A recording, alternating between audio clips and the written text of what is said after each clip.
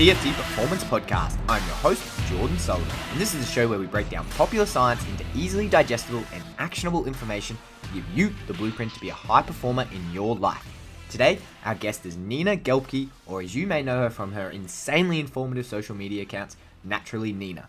Nina is an accredited nutritionist and sports nutritionist and CrossFit athlete who specializes in sports and performance nutrition, disordered eating, and plant-based diets. And today, we are doing some myth busting. Nina and I are going to bust some of the most common nutrition myths that we hear every day in the nutrition world. So if you've ever wondered if you can perform at your peak on a plant-based diet, if artificial sweeteners are bad for you, or if all carbs are created equal, then this is the podcast for you. Let's get to it. All right, welcome back to another episode of the TFD Performance Podcast. We have a returning guest. We have Nina Gelbke joining us again. Nina, thanks so much for coming on. Hi, it's great to be here. Now, everyone watching the YouTube would see that it looks like Nina's just got into a fight the last couple of weeks. Nina, what's going on? Yeah, so I had my wisdom teeth removed, all 4 of them. And yeah, this is actually the best it's been in the last week. It was so horrible. Like every time I looked in the mirror, I just freaked myself out because it's how swollen and bruised I was. So this is actually looking good. Me and Nina were talking off air, and when I was back at university in my first couple of years of uni, I worked as a theatre orderly, and one of the theatres we looked after was wisdom teeth theatre. And I was saying to Nina that people don't realize how rough the surgeons are when you're out under general anesthetic, and you can see why once you've seen it, why people get so bruised, especially because what happened a lot of the time is like when they were trying to pull out or clamp down on the wisdom teeth, they'd break and shatter, and then they'd have to go through and like get it. Yeah. And I was saying that when I had it done back when I was like 19 or something, I was lucky enough to stay awake. It sounds very sadistic, but I was lucky enough to stay awake and get local and just rip it out. And it was bad for like 2-3 days. And then I feel like I got over it. And it just must be because they're so rough when you're under general. Yeah. And mine hadn't come through yet. So like, what have they had to do to get them out? They were growing like this. So just probably wasn't a good time for the surgeons. Better out than in, I suppose, eh? Yeah. Yeah. And you only have to do it once in your life. So at least there's that. All right, well, let's get to it. Today, we're going to be doing a little bit of myth busting, not a little bit of myth busting. We've got a few good ones. I put it out on our Instagram, and I've kind of picked, I'd say probably, how many we got here? Like 3, 6, 9, 10-ish, probably 10 of the best questions that I thought would be really good to go through. And these are ones that I'm sure, Nina, both you and I get all the time. And I really want to get your thoughts on it and have a bit of a discussion. I think we just jump right into it. What do you think? Great. Sounds good. First one. This is a good one for you. This is a good one for you being a CrossFit aficionado. Is that the word? Aficionado? Is that how you say it? I don't think I've heard that word before, to be honest. You know what? I think it's a word, but I completely butchered it. A CrossFit English enthusiast. is my second language, so I'm going to excuse myself from that. Yeah, that's true. I have zero excuse because it's my first language and I don't speak any other language. But let's talk about this one. This will be a good one. Fasted cardio burns more fat. True or false, Nina Gelbke? So it is false in terms of like burning more fat, weight loss. Burning more fat, like are you metabolizing more fat when you haven't eaten carbs just before? Yeah, you probably are going to be metabolizing more fats when you do that workout, but that doesn't then result in more fat loss because overall throughout the day, it still comes down to your energy balance. So your energy intake compared to your energy expenditure. And just because you've trained faster doesn't mean that that's going to be greater. It still comes down to how much you're eating versus how much you're burning throughout the day. So if you have someone and they go, you know what, Nina, like I trained fasted this morning, but I'm going to go do it. I'm still sticking to my diet. It really doesn't matter. It really doesn't matter. And actually quite the opposite, because if you're fueling your training better, chances are you're probably going to expend more energy during that session. So you might actually be better off and you probably feel better having something to eat. Plus it also helps regulate appetite. So you don't, train fasted, but then later on in the day, you're starving because you put yourself into this big kind of energy deficit during the day. Yeah, I know there are some good studies that look at if people do fasted cardio and the rates of overeating later in the day. And they have found that, yeah, if you just exercise in general, you're going to be hungrier. But if you do that and then you do say it's fast until lunchtime, there is much better chance you're just going to be loading up on those calories later in the day and you'll tip out of that deficit or maintenance and you might even tip into the surplus. So Exactly. Yep. So I'm not a fan of fast cardio. Like, of course, if someone wants to do that and they just prefer that, then okay, sure, go do that. But we do know, especially if you're doing anything high intensity, like your CrossFit or your F45 or your HIIT or anything like that, that you're definitely going to most likely benefit from having a bit of a carb rich snack before your training and just perform better. That's a good point too, Hayes, because a lot of people wake up in the morning and they go do, say, I don't know, F45 or even a CrossFit workout, and they're intense. They are intense. Like, you spend a bit of time warming up, but you get that all the time, right? Where people are like, you know what, I can't do it. I can't eat in the morning. I can't do that. But then they go and just slaughter themselves. How important is it that they do actually get something if they're doing one of those high intensity sessions? Well, the thing is, we can't metabolize fats fast enough in order to hit those high intensities. Like, it's a glycolytic sport. We need to have those carbohydrates on board in order to really perform at our best. So, most people who are training in that way, performance is a priority for them. So if they're not eating, it's kind of like, okay, well, you're putting all this effort into training and you're missing one of the big puzzle pieces that would give you a big advantage, just having a bit of extra fuel on board. So, and you don't have to go and eat a 3-course breakfast. You could go have, a couple of dates, half a banana, a glass of fruit juice, like something small that's not going to sit heavy in your stomach. Even that's better than nothing. Yeah, absolutely. And I'll flip on the other side of the coin and I'll say we are saying that you shouldn't do it. There are some sports where it can be favorable. If you're doing like endurance sports, you do, and it's pretty common with a lot of teams where they'll target these low intensity, and I'll say that again, low intensity sessions where you're not getting that heart rate up, and you can get some, well, theoretically you can get some favorable adaptations for mitochondrial biogenesis, and we do that with a lot of our training. But again, that's like 1, maybe 2 sessions a week of one of your slow, easy runs that you'll do, and it's part of a periodized training plan. You would never, ever, ever be able to adapt adequately, even to an endurance training program, if you did that every single training session. Doing it every day. Yeah. And yeah, someone who's training CrossFit, 3, 4, 5 times a week, training fasted, it's just not doing you any favors, especially females as well with hormones. Like, we do see that very common, even, with people eating enough throughout the day. Just doing that fasted training can throw hormones off and lead to irregular periods or even missing periods if you're not fueling that training properly. Yeah. And the last thing I'll say on this before we move on is that there's a really cool article that Sigma Nutrition put out, but maybe I think like 2015 or 2016 or something like that. There's 2 of them, and I encourage everyone listening to go read this. There's one called Eat More Fat, Burn More Fat, Myth, Magic, or Metabolic something. I can't remember. Go and read that, and it goes over all of this, the nuances of what actually happens in fat balance in your body throughout the day. So maybe you do wake up in the morning, you do fast cardio, and you do burn more fat. Does that lead to more fat loss or weight loss? No. And Danny and his team explains this in really, really, really high depth. Go and read that article. But I think, Nina, anything else you want to add to that, or we covered that one? I think we busted that one.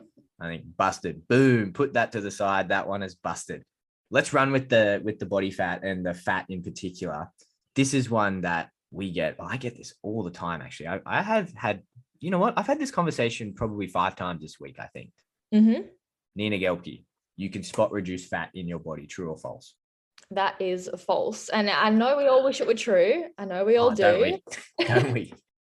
Can I just, on the abs or whatever, like, it's so common, but, it's just like, you can't spot gain weight somewhere. You can't, say, okay, I'm going to eat this burger and I want it to go to my butt or to my quads or whatever. We all wish, something like that would be possible, but the same thing happens with fat reduction. Of course, like, if you target like muscle groups and certain exercises, you're going to help build muscle in those areas. So maybe that would help with like body composition if you're targeting certain muscle groups, but definitely not dieting or exercising in a certain way is going to mean that you lose fat in that area. And, the thing that dictates that is very much largely genetics. Some people lose fat and hold fat easier in some areas of their body, and some people in other areas, whether that's kind of abdominal region or legs or butt region, like, that's very much genetic. Yeah, I think when you work with enough athletes, especially with what I do, where we do a lot of weight making, right? Body composition is a big part of that. You see just how crazy the genetic spread is. Like, I've got some athletes, that they just physically, well, they can. You know what? If we went full, threw them in a desert, didn't give them any food, they probably would get lower. But it just in normal everyday life, they won't get down, say lower. Guys won't get lower than 14% body fat, or guys that get to 12% body fat and they just don't have abs that you can see, but they're quite lean and they just don't have the muscular tone, and it's a genetic thing. And then like I've looked at pictures of this one particular athlete I'm talking about, of his father when he was an athlete back, exact same thing. He was never super shredded when he was quite lean and quite active. So it is a largely genetic thing. And I think people kind of get this unicorn and they want to chase it. And like you see them doing like crunches in the gym and doing all these weird workouts and high knees running. And I don't know, I'm not bagging it. I'm not saying they're bad exercises, but they're probably not going to get you as shredded as what you think you are. Yeah. Body composition, we can do a lot, but a lot of it does come down to genetics in the end, and spot reducing fat, definitely not a thing. Yeah. I think that's pretty good. I don't think we have to add too much on that. If you want to get that, I think your best bet really is, like, you've heard this a million times, right? Look after your diet, look after your exercise, look after your lifestyle, look after your mental health. That's a big thing that's going to play in a big role of this. Mm-hmm. Stress does play a big role, in how we manage our body composition. But Nina, what do you think? Busted or not? Definitely busted. Definitely busted. Now this one's good. I want to ask you this because out of all people, you're going to have a good answer for this one. All right. Are all carbs created equal? Definitely not. So in like so many different ways like that, we could look at this. We could look at it from a health perspective. Some carbs, especially those whole food carb sources, the ones that are coming from your whole grains, your starchy veggies, your fruits, your legumes, they're going to be more health promoting because they are more nutrient dense. They've got lots of dietary fiber, they've got lots of vitamins, minerals, antioxidants, phytonutrients, whatnot, compared to, your very refined carbs, which are they don't really provide much other than just the carbohydrates, which might have their place in terms of like fueling exercise and that kind of thing, but they don't really provide much in terms of health benefits. But then we could also look at it in terms of how they're absorbed. So, simple carbs, they're already in their simple form. So they're more from like single and disaccharide. So they're absorbed a lot. Blood sugar response, when you eat different types of carbs, the simple carbs are absorbed much faster versus your complex, which are your long chain carbohydrates, such as, the whole grains, the starchy vegetables. They take a lot longer to break down into those sugars. So that means it has a slower effect on blood sugar and energy levels, keep you going a little bit longer, keep you fuller a little bit longer. So there's lots of ways we can look at it, but they're definitely not all created equal, that's for sure. Yeah, absolutely. And I love having that conversation with clients, right? When you break down the chemistry of it, right? Because I think it is a bit of a misconception, I find. And I want to hear your 2 cents of this. And I think it's a bit more prevalent in like the fitness bodybuilding world, maybe like the whole, like if it fits your macros type thing. Like I find that a lot. I remember I had a client once that I knew he had like quite bad eating, disordered eating tendencies, and his relationship with food was not great. So I didn't want to do any calories or anything with him. And he ended up figuring it out. And he ended up, I don't know why he did this, but he decided he wanted to eat all his daily calories and Krispy Kremes and like a can of Coke to prove that you could still lose weight doing that. And I remember like he told me this, and he, he did lose weight. And he's like, I told you, like, it's all this if it fits your macros. And I was like, man, like if you do that for months on end and you're just eating like Krispy Kremes and Coca-Cola and you're not getting any of this fiber, you're not getting any of the nutrients, micronutrients, phytonutrients, you will feel garbage. Like all carbs are not created equal. And it just blew my mind. Yeah, even just coming back to the fact that, yes, like macronutrients, carbs, proteins, fats provide us with energy, but like those energy pathways, they rely on micronutrients like, your zinc and your B vitamins and your magnesium and your iron. They're actually required in order to metabolize those macronutrients into energy. So if we're just eating, the macronutrients without the micronutrients, and we have deficiencies in those micronutrients, we might not even be able to really properly metabolize them into energy and have all those physiological processes in our bodies working properly, just because we're missing on those micronutrients. I think this has turned into more of a, if it fits your macros, is it true or false? And I think we've definitely, definitely busted that one, but no, all carbs are not created equal. I think that one's definitely busted. Let's throw that one to the curb. This is a good one. We're just talking about this off air, and I'm actually really interested to hear your thoughts on this one. Artificial sweeteners are bad for you. True or false? flat out bad for you. I don't think we can really say that about anything. And yeah, artificial sweeteners, look, are they super healthy? I don't know. We don't really know that. I don't think from the research we could even say that just yet. But are they bad for us? Like, they're tested to be safe in the levels that we eat them. You know, all of the testing that artificial sweeteners have undergone, like they're in doses way higher than we would ever consume on a regular basis if you're having like a Diet Coke a day, or you're having like a protein powder with some kind of sweetener in there. So in that regard, are they safe in terms of, are they going to not cause any health issues? Yes, absolutely, they're fine. And you know, if we compare them to the alternative, like for example, a diet soda versus drinking just a regular soda, it's probably going to be better for your health than having all of that excess sugar that we probably don't need. So, you know, we can look at it from that perspective. The only thing that I would potentially be cautious of is the possibility of gut upset if you have too much of these kinds of products, which is, you know, more common in some people than others. You know, people with sensitive stomachs, especially those more prone to IBS symptoms, they might be more sensitive to those artificial sweeteners, especially certain types. So, you know, if you find that you don't react that well in terms of digestion for artificial sweeteners or certain ones, then that might just be something to look out for.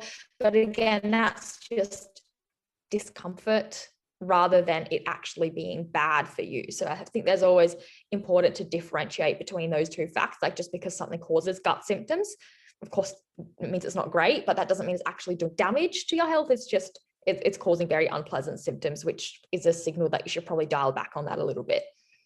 Yeah, that's what I always say when I have this conversation about artificial sweetness. That's a big one, at least with our athletes. And I find, especially with like a lot of what we do, say with the training or the rehydration after we're making weight, things like that, that gut issue does seem to happen a lot. And I've had that in guys in the past where, you know, they're dieting to make weight or whatever, and they're going just to get past the appetite, like to curb that appetite, they're having 4, 5, 6 Coke Zeros a day or whatever, which isn't, you know, too bad or anything. It's not like they're adding up the calories, not adding up the sugar, but then they're going, you know what, like I'm getting these like stomach aches and mid training, this is happening and I'm not feeling too good.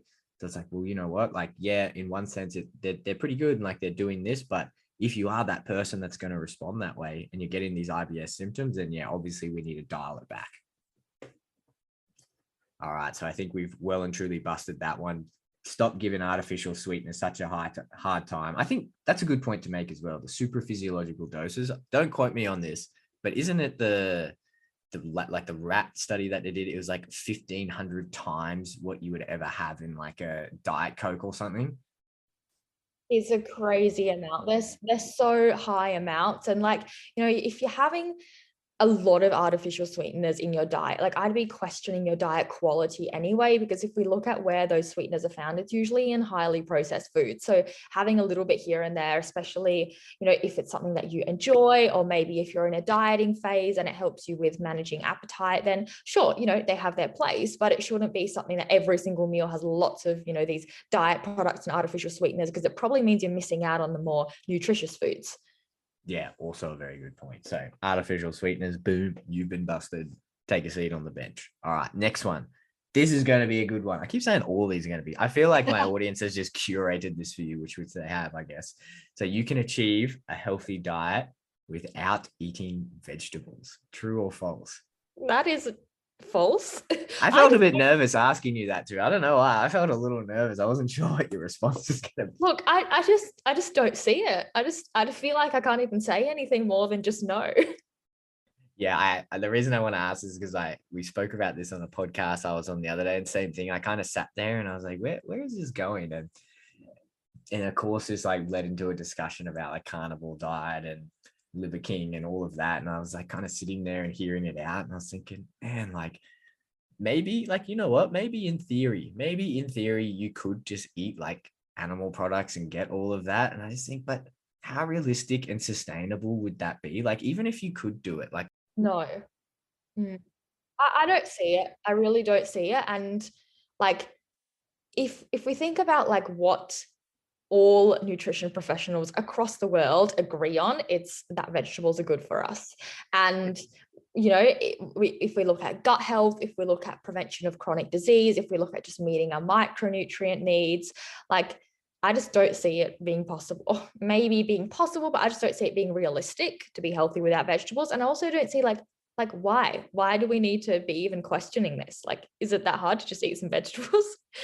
I know. And it's crazy, like, if you go to the extremes of it, right? Like, there's that big thing. Obviously, this is in boxing a bit in our realm, but like Canelo Alvarez, who's one of the best boxers of all time, like I don't know if you know him, but like the best ever.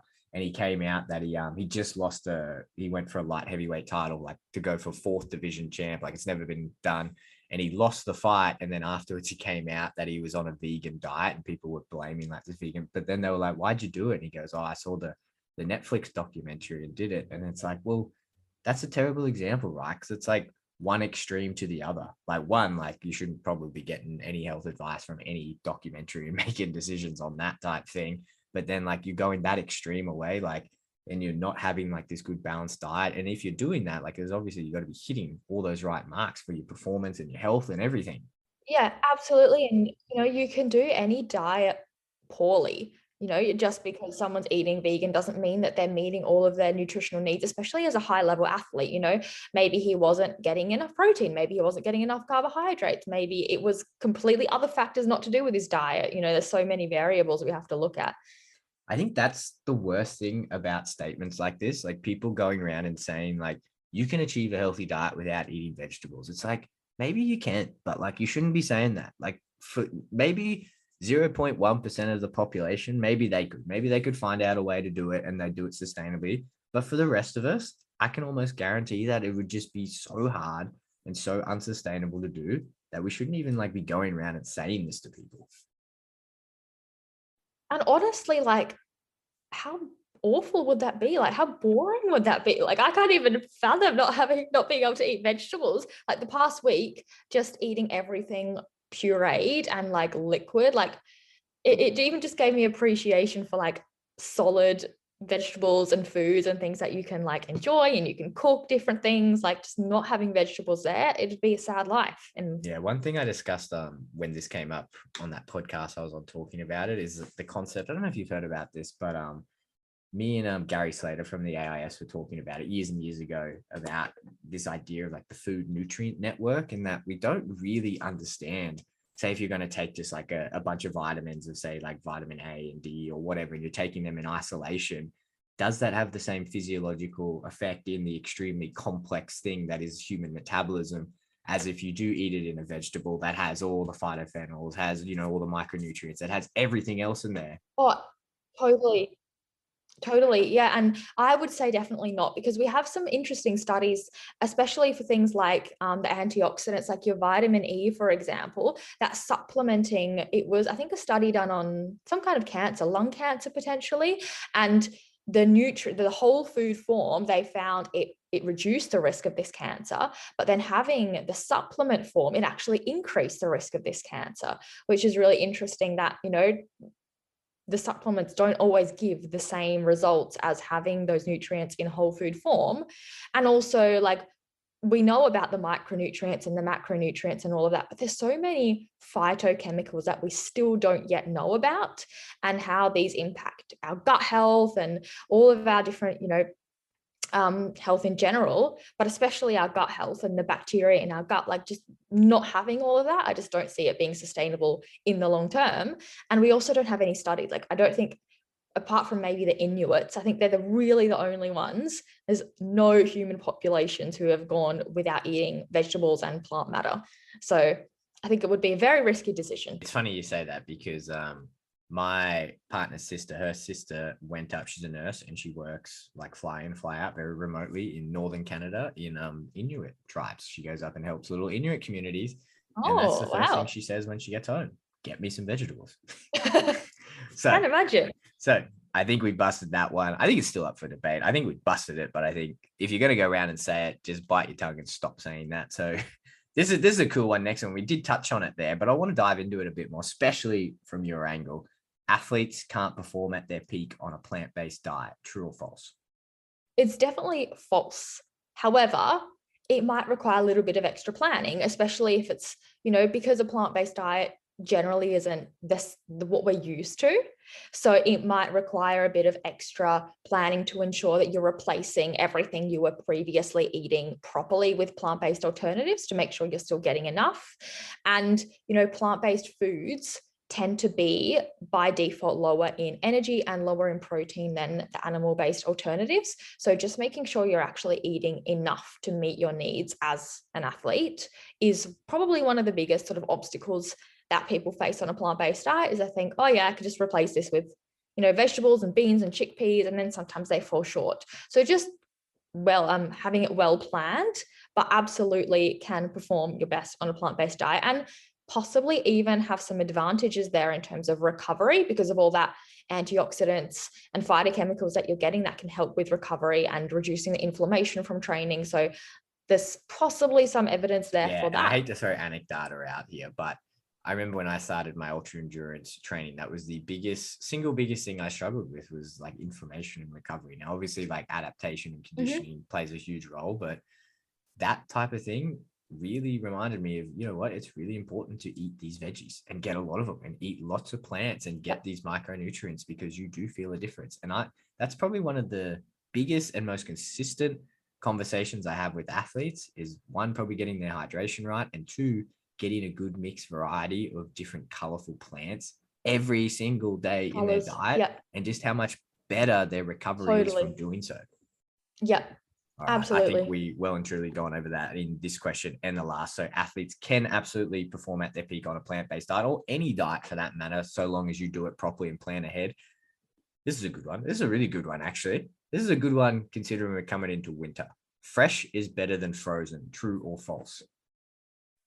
This one is actually false. So fresh, like if you think about how fresh produce gets into the supermarket, like a lot of the time it's had a long travel time, then it's possibly been sitting in a warehouse for a while, then it's on the shelves for a while, then you buy it, then it's in your fridge for a while. So yeah, it's definitely still nutritious, but along the way, it can lose a lot of, especially your water soluble vitamins. So your vitamin C is a big one, and some other vitamins can be lost along the way just due to the fact that it's been exposed to heat and light and just time.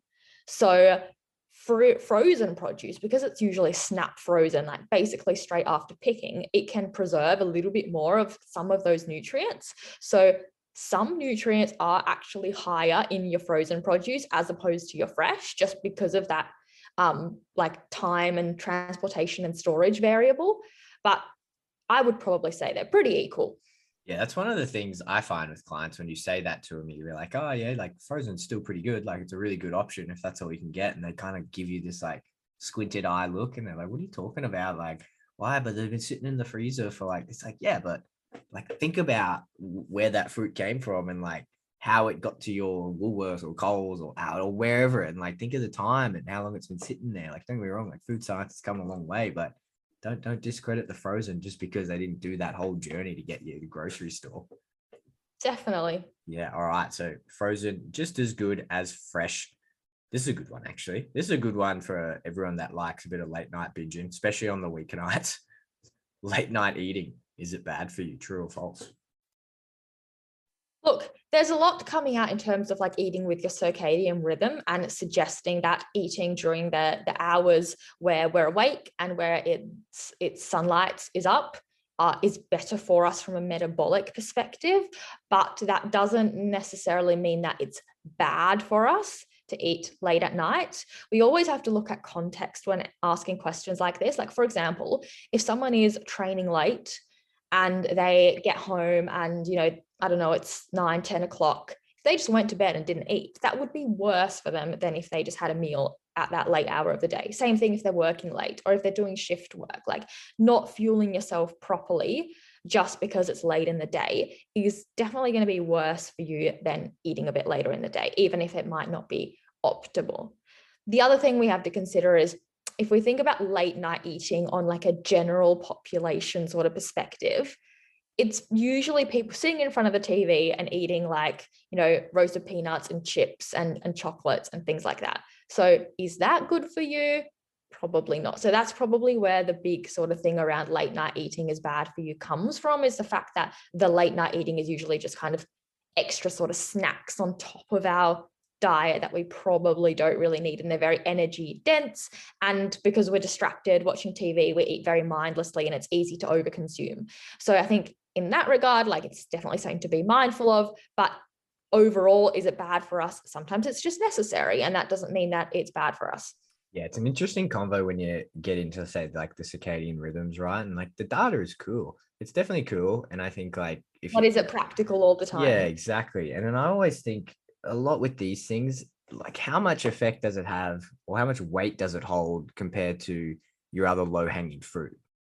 Yeah, yeah. Is it like a one percenter sort of Yeah. thing? And I call these things, especially when we talk to our athletes about these things, it's like, are these marginal gains or are they low hanging fruit where you get like most of your gains from? And like, how much does eating in time with your circadian rhythms weigh up against, say, your overall caloric intake or your nutrient timing around Yeah, your training? honestly, I think it kind of is in the realm of that kind of biohacking where you're really getting those like 1% or even less than that kind of thing that may potentially benefit your health, but have you ticked all the basic boxes yet is way more important. Yeah, I have that conversation about so many things when it comes to performance. Like I was talking to someone about this, about ice baths, right? Like about ice baths and like same conversation. Like there's so much different mixed information and this evidence says it's great for recovering from, short distance explosive work, but then this evidence says don't, it's not good for your resistance training or adaptation to that. People go, oh, should I be doing it for like this many minutes at this temperature? And it's like, for what gain? Is it marginal gains or is it most of your gains? And it's like, well, is that going to be more important than say your overall caloric intake for the day? How much protein you're getting? Are you carbing up for those sessions? Are you getting your hydration? Are you sleeping properly? Do you Getting your have vegetables. exactly? Do you have an appropriate training volume that allows you to get that sleep that you're training and adapting Totally. to each thing? Are they more important than your ice bath? Maybe, or could you maybe use the ice bath to elicit things such as stress management and calming effects and Definitely. using your breath work, which are probably going to get you. So I think people get really caught up in these little things, these little buzzwords, right? And I think, yeah, maybe they will have marginal gains if you've got the majority of things really, really hammered down. I work with lots of athletes at very, very high levels. And I can tell you, not one single one of them have every single one of them hammered down where we would look over here and start using these things. Totally. All right. So that one is well and truly busted. This is a cool one. And I'm actually very interested to have this chat. Weight loss is all about calories in and calories out. I think yes, at a core level. However, there's so many factors that influence energy in versus energy out that kind of no, because yeah, there's just so many factors. Like, we can come to things like the fact that how much we eat can affect how much energy we expend. So even, affecting our energy expenditure on that level. So for example, chronic dieting can lead to people having a reduced metabolic rate. It can be, we can look at things like hyperpalatable food. We can look at things like appetite regulation, and hormones that affect energy balance. We can look at food availability. We can look at socioeconomic status. Like we can look at all of these different factors which affect energy in versus energy out. So yes, at a core level, but because there's so many things that affect that, sort of no. Yeah, I think on a very superficial sense, like, of course, it's right. Like, you can't break the laws of thermodynamics, and that's the laws of thermodynamics, right? Like, calories in, calories out. And especially when you're talking about weight loss. But I just think if it was that simple, calories in, calories out, then no one would have any issue adjusting their weight down, up, or if they wanted to build muscle, it would be not a problem.